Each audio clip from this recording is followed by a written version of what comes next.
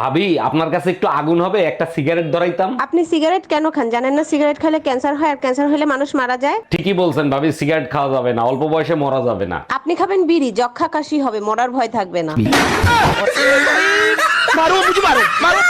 এই লোকটারে বিয়ে করে জীবনে সুখ শান্তি সব বিসর্জন দিছি। মুখ না চালায় হাত চালাও, কাজ তাড়াতাড়ি হবে। আচ্ছা, তুমি সময় পাইলেই বিয়ের অ্যালবাম দেখো, কি খোঁজোর মতো বলো তো? ওই লোকগুলোরে খুঁজতেছি যারা বিয়ের সময় দোয়া করছিল সারা জীবন সুখে শান্তিতে থাকেন।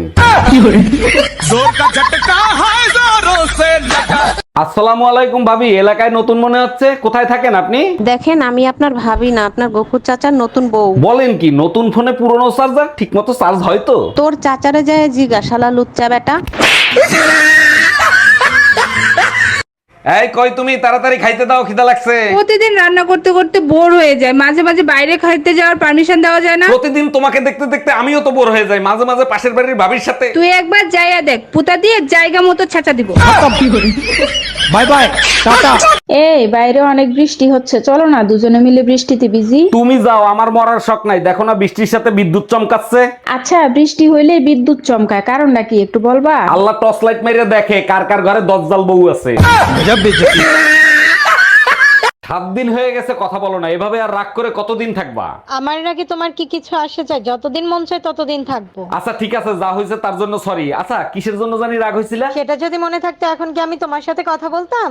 हम इसका पति है, हमको सिर्फ फांसी का सजा चाहिए।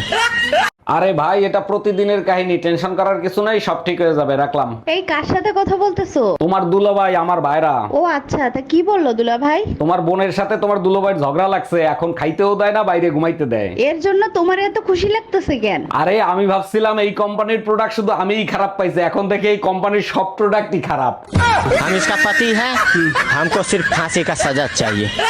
কতবার বলছি আর একটা বিয়ে করি, এই যে তুমি এখন অসুস্থ হয়ে আছো, এখন এই তোমার সোনার সংসার কে সামলাবে? আর অল্প কয়টা দিন ধৈর্য ধরো, আমি একটু সুস্থ হয়ে পুতা দিয়ে শেষে তোর বিয়ে করার স্বাদ মেটাই দিব। हम इसका पति है, हमको सिर्फ फांसी का सजा चाहिए।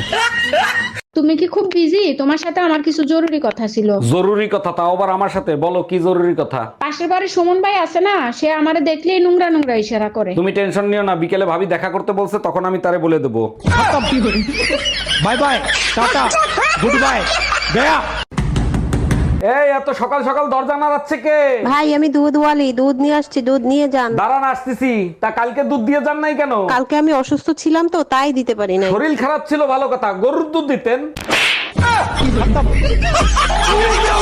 আচ্ছা, মেয়েদের বয়স কেন জানতে হয় না তুমি কি জানো? অবশ্যই জানি, তাইলে শোনো, কারো বয়স যদি হয় 35 বছর, নিজেরা ভাবে 25 বছর, আর মনটা তো হইলো একেবারে 14 বছর, আর কাজের কথা শুনলে ডাইনাত হয়ে যায় 40 বছর, আর বাম হাত হয়ে যায় 50 বছর, আর মাজার ব্যথা সেটা তো হয়েছিল 60 বছরের বুড়ির মতো। আর স্বামীকে দেখলে হয়ে যায় 80 বছরের বুড়ির মতন।